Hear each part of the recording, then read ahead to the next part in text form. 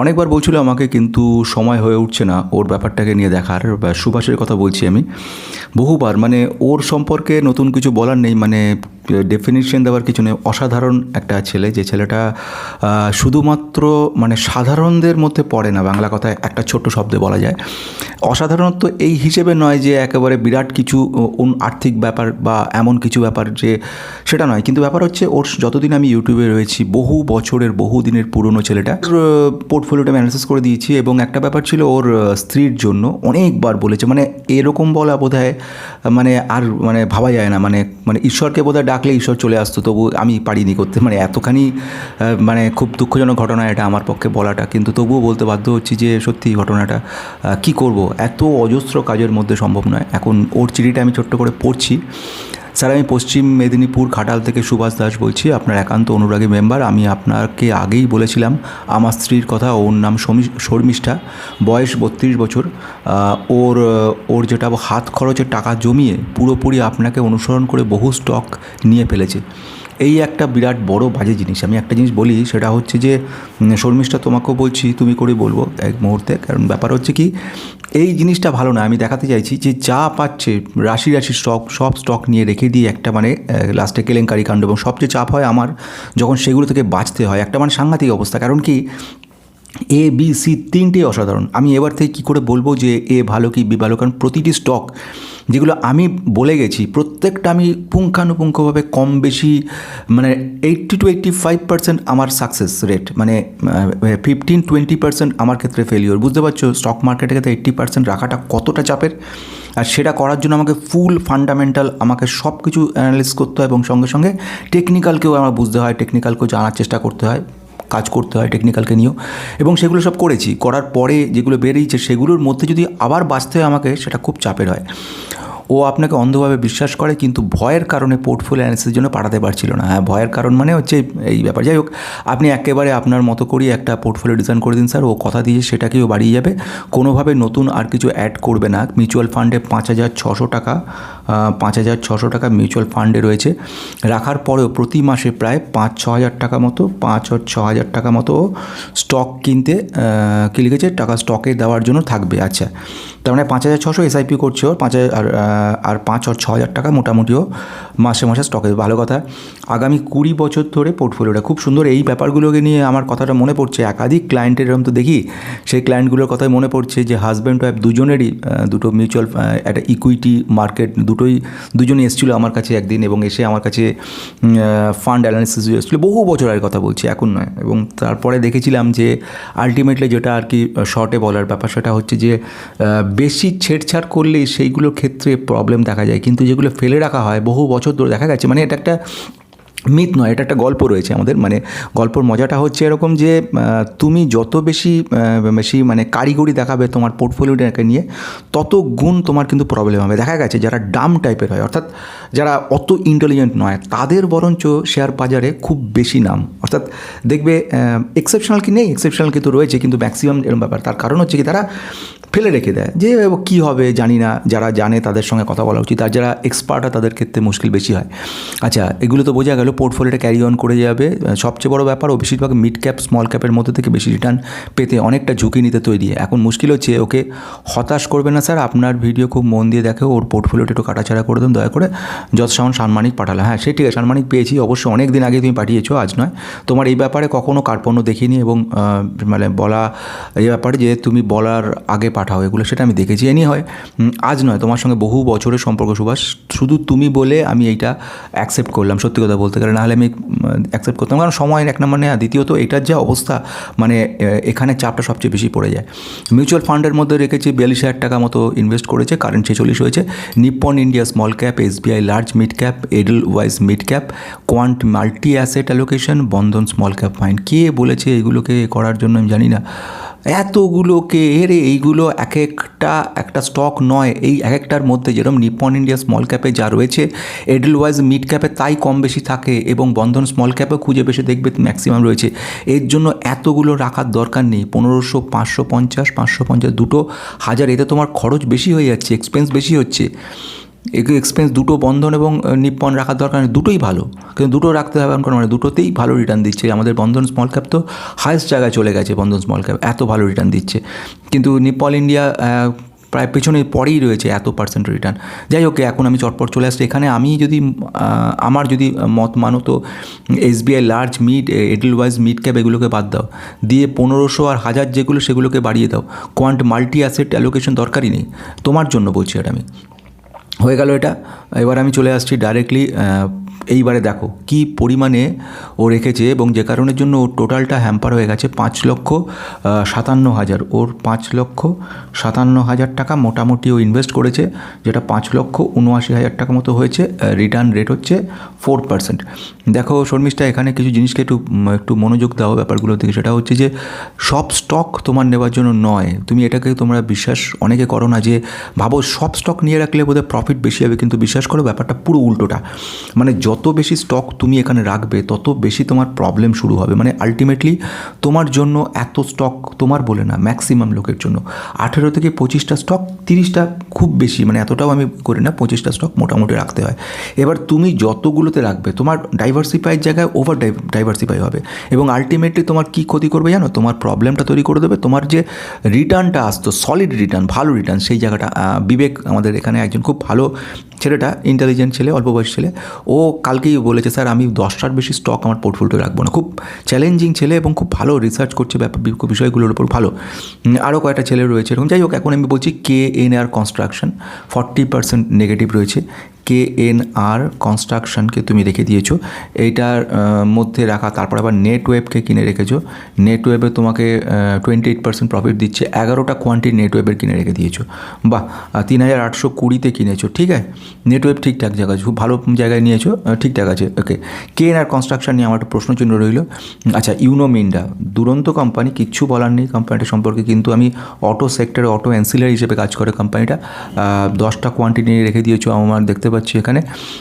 Profit 7%, ঠিক কিচ্ছু অসুবিধা নেই, কিন্তু অ্যাম্বার রেখে দিয়েছো। এগুলোকে আমি ছাটাটা খুব মুশকিল হয়ে যাচ্ছে। অ্যাম্বার এন্টারপ্রাইজ রেখেছো, গ্র্যাভিটা রেখেছো। গ্র্যাভিটা তো দুরন্ত রিনিউয়েবল এনার্জি বলো বা ব্যাটারি সেক্টরের বলতে যাকে আমরা বলবো রিসাইকেল ব্যাপার, সেখানে কিন্তু গ্র্যাভিটা, জেম কোম্পানি, কিছু করার নেই, এগুলো হচ্ছে টপ। টিভিএস মোটর একেবারে দারুণ ব্যাপার, তুমি যখন মাহিন্দ্রা নেওয়ার জায়গায় টিভিএস নিয়ে রেখেছো, ঠিক আছে। এবারে ডাইনামিক কেবলস রেখে দিয়েছো, ঠিক আছে। ডাইনামিক কেবলস ভবিষ্যৎ তুরন্ত কোম্পানির ব্যাপার রয়েছে, খুবই ভালো, রিটার্ন টেনে তাকাবে না। অ্যাকিউটাসকে নিয়েও কথা বলেছি আগে, 4টে কোয়ান্টিটি কিনে রেখেছো। কোফর্জ 12টা কোয়ান্টিটি কিনে রেখেছো, ফ্যান্টাস্টিক। কোফর্জ কিনে রেখে দিয়েছো, বিউটিফুল। কিন্তু সব ঠিক আছে, আমি এখানে নিয়ে কোনো কথা নয়, আমি যদি এইগুলোকে ঠিকঠাক মতো পাই। আবার কেইনসও রেখে দিয়েছো, কেইনসে নেগেটিভ 2%, ঠিক আছে, সেটা না, কেইনসও আবার এর সঙ্গে কেইনসকেও অ্যাড করেছো, কেইনসও রেখে দিয়েছো। 13টা কোয়ান্টিটি কিনে রেখে দিয়েছো। আচ্ছা, কোফর্জ হয়ে গেছে, কেইনস হয়ে গেছে। ডিলিঙ্ক ইন্ডিয়া মুশকিল হচ্ছে, এগুলোকে নিয়ে তো খুব চাপ। ডিলিঙ্ক 7খানা রেখেছো। এলটি ফুডস 55টা কোয়ান্টিটি রেখে দিয়েছো, 14% প্রফিটে আছে। বিক্রম সোলার 10টা, সিজি পাওয়ার 29টা, বাহ। আচ্ছা, IRCTC 19টা, VBL 87 87খানা, JWL 44, আচ্ছা, TMPV Tata Motors public vehicles 15টা, আচ্ছা, অসওয়াল পাম্পস 24টা, অ্যাপোলো মাইক্রো 15টা, 22% অ্যাপোলো তোমায় দিচ্ছে। প্রাজ ইন্ডাস্ট্রিজ মাইনাস হয়ে গেছে। প্রাজ ইন্ডাস্ট্রিজ নিয়ে আমি একটু পড়াশোনা করছিলাম এর মাঝখানে। প্রাজ কিন্তু অনেকগুলো বিষয় যোগ হচ্ছে প্রাজের ব্যাপারে, যেগুলো আপডেট আমি এখানে এই সঙ্গে সঙ্গে করে দেওয়াটা ভালো। প্রাজ কিন্তু মানে এখন ডেটা সেন্টারে ঢুকছে। প্রাজ কী কাজ করে জানো? প্রাজের বেসিক্যালি কাজকর্ম হচ্ছে ইথানলের যে মেশিন ইনস্টলেশন হয় সেখানে কাজে লাগে। এখানে প্রাজকে ডেটা সেন্টার ইনফ্রাস্ট্রাকচারেও কিন্তু রিসেন্টলি অ্যাড হয়ে গেল এটা। আচ্ছা, এই চটপট বলতে হবে। প্রাজের পরে হচ্ছে ভারতী এয়ারটেল। আচ্ছা, ভারতী এয়ারটেল 6টা নিয়ে রেখেছো। ওয়ারি রিনিউয়েবলস 10টা, মাজাগাঁও ডক্স 6টা, CDSL 23টা, সিকা ইন্টারপ্ল্যান্ট 2টো, সায়ান DLM 23টা, অ্যাপেল ইন্ডিয়া 6টা, আইনক্স 100টা, স্যাকসফট 32টা, ICICI ব্যাঙ্ক 15, MICL, MICLেও রেখেছো 20টা, সিমপ্লেক্স এটা আমি বলিনি, যাই হোক সিমপ্লেক্স 20টা, BDL 16টা, Silchar 3, POCL 8, Denta water 59, Parmeshwar metal 10, পরমেশ্বর মেটাল আর এটা কী লিখেছ, বোরানা ওয়েবস মোস্ট প্রবলি 10টা, আর হাতে লেখা সব এগুলো ইউনিভার্স টু ইন্ডিয়া 15টা। তা এইটাকে যদি আমি খিচুড়ি না বলি তাহলে খিচুড়ি কাকে বলবো? মানে তুমি পাতের মধ্যে দুনিয়ার সবগুলোকে ঢুকিয়েছো মানে যত ভালো ভালো খাবার সব ঢুকিয়েছো এবং শেষ পর্যন্ত পেট খারাপ হয়ে যাবে জোগাড়। এবং এই পোর্টফোলিও তোমার যে থাকে, কিছু মনে করো না, আমি সত্যি ঘটনা সত্যি বলতে ভালোবাসি, সেটা হচ্ছে পোর্টফোলিও তোমার অবস্থা খুব খারাপ হয়ে যাবে। খারাপ হবে মানে এইটা কোনো মানে ডাইভার্সিফিকেশন হলো না, তো কিচ্ছু হলো না। এই 4% যেটা যদি ঠিকঠাক মতো ডাইভার্সিফাই করা যেত, অ্যাটলিস্ট এর থেকে অনেক বেশি আসতো। এখন মার্কেট যাই হোক, ব্যাপারটা কিন্তু তা না। আমি ভালো ভালো নেটওয়েভকে দেখেছো, নেটওয়েভটা একটা সময় তো আমরা খুব বলতাম নেটওয়েভকে নিয়ে, নেটওয়েভ খুবই অফকোর্স এর কোনো সাবস্টিটিউট নেই নেটওয়েভের, একদম ঠিক। নেটওয়েভের কাছাকাছি E2E নেটওয়ার্ক, কিন্তু ভ্যালুয়েশন ওর এখনও আরও বেশি, সেটা ঠিক আছে। ইউনো ইন্ডিয়া রেখে দিয়েছো, দুরন্ত ব্যাপার। কিন্তু আবার কেইন্সকে রেখেছো, MIC রেখেছো, এইগুলো একটা না একদম মানে পুরো জিনিসটা খিচুড়ি করে দিয়েছো। টাকা অনেকগুলো রয়েছে, টাকা হাতে রয়েছে প্রচুর, একদম শুনতে খারাপ লাগবে, তবু 2-4টে কথা না বললে নয়। আর অনেক কিছু বলতাম, কিন্তু তাও 2-4টে কথা বলে ছাড়ছি। সেটা হচ্ছে টাকা অনেক হাতে রয়েছে, কিন্তু টাকা সত্ত্বেও জিনিসটা যেটা করে ফেলেছে, টাকা থাকলেই তো হবে না, টাকাটাকে সঠিকভাবে ব্যবহার করতে হবে। খারাপ লাগছে কথা জানি, কিন্তু এই যে খারাপ লাগছে না, এই তোমার বলে না, অনেকের লাগছে। এবং অপমানিত বোধ করেছে কেউ। একজনকে এমন কথা বলেছিলাম একটা সময়, মনে আছে আমার, যে মানে খুব মানে সে আবার আরও মানে খুব গুণধর, সে নিজের পয়সা ইনকাম করে না, সে বইয়ের পয়সা তা থেকে নিজে মিউচুয়াল ফান্ড এই সমস্ত কিনে আমাকে বলছে আমার স্বপ্ন রয়েছে বিরাট বড়, মানে নিজের টাকা নেই, বই ইনকাম করছে, তার থেকে পয়সা জমিয়ে সে করছে। মানে কী লেভেলের মানে জঘন্যতা। তো তারপরে তাকে যাতাভাবে ঝেড়ার পরে সে আর আসে না। সে বলছে, আমি ভাবতে পারি অবাগা বলে যাতা বলে দিয়েছিলাম, আমি যাতা মুখে যা আসলে বলে দিয়েছি, এত রাগ লেগেছে। আর এর ক্ষেত্রে যদি বলি, একে সেসব কিছু বলবো না, সে তো নিজের স্বামীকে পয়সা দিচ্ছে, সেই পয়সা নিয়ে ও 5-6 হাজার টাকা করে, 5,600 টাকা করে মিউচুয়াল ফান্ডে দিচ্ছে। ঠিক, খুব ভালো কাজ করেছে। সে বিপদের সময় বিপদের মানে বন্ধু বলা যায়, ঠিক আছে। 5-6 হাজার টাকা করে মাসে দিয়ে আমি জানি না কত বছরে এটা কারা করেছে, 5,79,000 টাকা, 5,57,000 টাকা দাঁড়িয়েছে। পুরো টাকাগুলো সাধ্য করে দিয়েছে, উল্টাপাল্টা করে ফেলেছে। কেন আমি বলছি কথাগুলো? কারণ হচ্ছে একটা পোর্টফোলিও কিন্তু ইয়ার্কি মারার জায়গা না। আমি সব ভালো ভালো স্টকের নাম বলেছি, প্রতিটি স্টক ভালো, এখানে একটা স্টক আমি বলতে পারবো না খারাপ, প্রতিটা ভালো। নিচের দিকে 2-1টা বাদ দিই, যেগুলো আমি পড়িনি, কারণ ওগুলো আমার রিসার্চের মধ্যে পড়ে না, দেখিনি এখনও পর্যন্ত, সময় হয়নি। কিন্তু আমি যেটা কথাটা বলছি, যে কথাটা মানে কি বলবো, যেটাকে আমি মনে করছি যে এইভাবে করলে হবে না, সেই কথাটা নিয়ে বলতে চলেছি যে ডাইভার্সিফিকেশন। কেন কি আমাদের এগুলোর মধ্যে তো ওঠানামা করে, দামের ওঠানামা করে। আমি দুম করে একটা জিনিসকে কিনে নিলাম, বা একটা particular, just for example banking sector উঠছে না, তাহলে ব্যাঙ্কিং সেক্টরের কোনো স্টককে আমি রাখবো না, এটা তো হতে পারে না। কারণ ব্যাঙ্কিং সেক্টর একটা সময় উঠবেই। আজকে তুমি যে তোমার ম্যাক্সিমাম, যেগুলো আমি একটুখানি রিসার্চ করলে ধরা যায়, যেটা হচ্ছে টেকনোস্যাভি, মানে ম্যাক্সিমাম ওই সেমিকন্ডাক্টর, EMS, ইলেকট্রনিক ম্যানুফ্যাকচারিং, তারপরে এই রিলেটেড সমস্ত ডিফেন্স সেক্টর, এইগুলোর উপর তৈরি করা আজকে ইমার্জিং রয়েছে। আজকে ডিফেন্স সেক্টর, সেমিকন্ডাক্টর সেক্টর তো কীভাবে আকাশে উঠছে। কিন্তু তুমি একবার কেইন্স টেকনোলজি কিংবা CG পাওয়ারকে ছাড়ো, বাকি সব CG পাওয়ার আজ থেকে 6-7 বছর আগে তুমি দেখেছো? দেখোনি, আমি দেখেছি।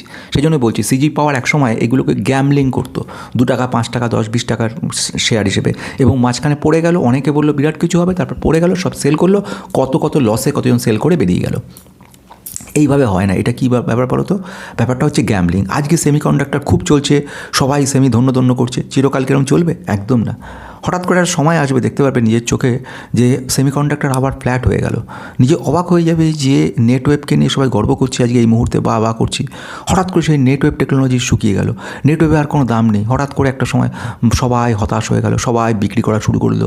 3,820 যেটা তুমি কিনেছো, দেখা গেল 2,000-2,500 পাওয়া যাচ্ছে। কেমন অবস্থা হবে?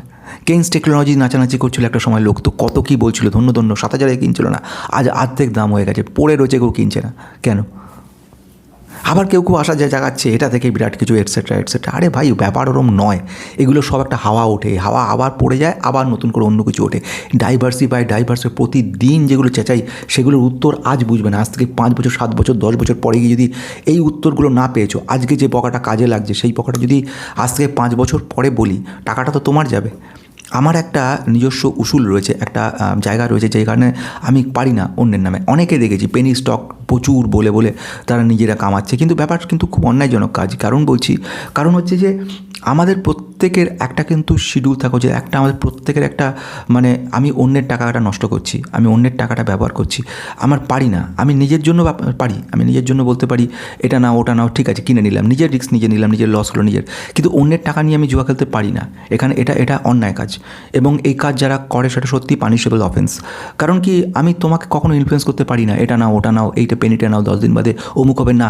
আমি সত্যিটা বলে দিই, এবং সত্যিটা বলার পেছনে কারণ হচ্ছে মানবিকতা। আমি কিন্তু তোমার কাছে জবাবদিহি করতে বাধ্য। আমি একটা খালাস করে দেবো, আমি দুটো ওয়ার্ড লিখে দিই, বলে দিচ্ছি this will only for education purpose, no buy or sell before investing, please consult yourself or your advisor, pass return card guarantee future purpose. ব্যাস, গল্প শেষ। আর তুমি কি বলবে এবারে আমাকে?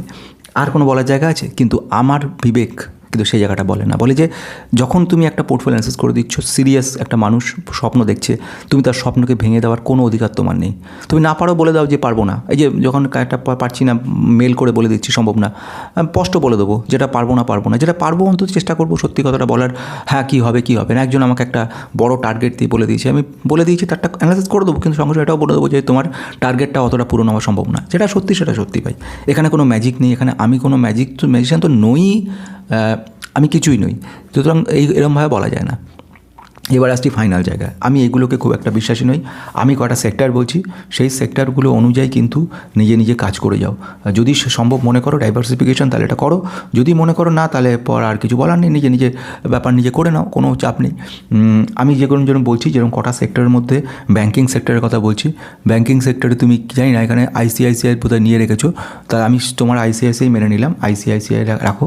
আইসিআইসিআই ব্যাঙ্কের সঙ্গে আর একটা কোনো ব্যাঙ্কে তুমি নিয়ে নিতে পারো, যেরকম কোনো যেরকম ধরনের আইডিএফসি ফার্স্ট ব্যাঙ্ক কিংবা উৎকর্ষ ব্যাঙ্ক, এরকম ধরনের ব্যাঙ্কিং একটা জিনিস তৈরি করো। অটো সেক্টরে ইউনোকে রেখেছো, ঘাটাচ্ছি না।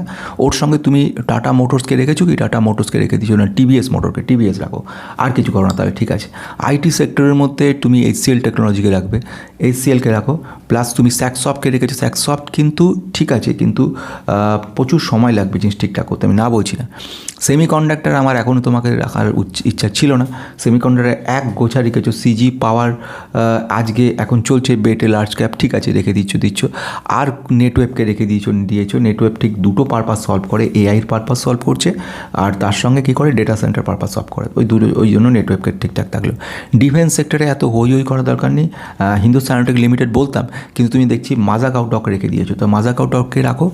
মাজাগাঁওয়ের সঙ্গে তোমার এখানে আর তো কিছু খুঁজেই পাচ্ছি না, আবার টিলচর কত কী রেখে দিয়েছো, এইগুলো খুব মুশকিল ব্যাপার। আমি জানি এটা তুমি ঠিক করতে পারবে না, কারণ এটা করতে গেলে তোমার যে মনের জোর দরকার তুমি সেটা পারবে না, কারণ এমন কোম্পানি রয়েছে যেগুলো সত্যি ভালো কোম্পানি, সেগুলো করাটা খুব কঠিন। মানে আমি তোমার যে থাকলেও আমি বেশ চিন্তায় পড়তাম, ব্যাপারটা অনেকটা এরকম। যাই হোক, মাজাগাঁও ডক রেখে দিয়েছো, ভালো কথা।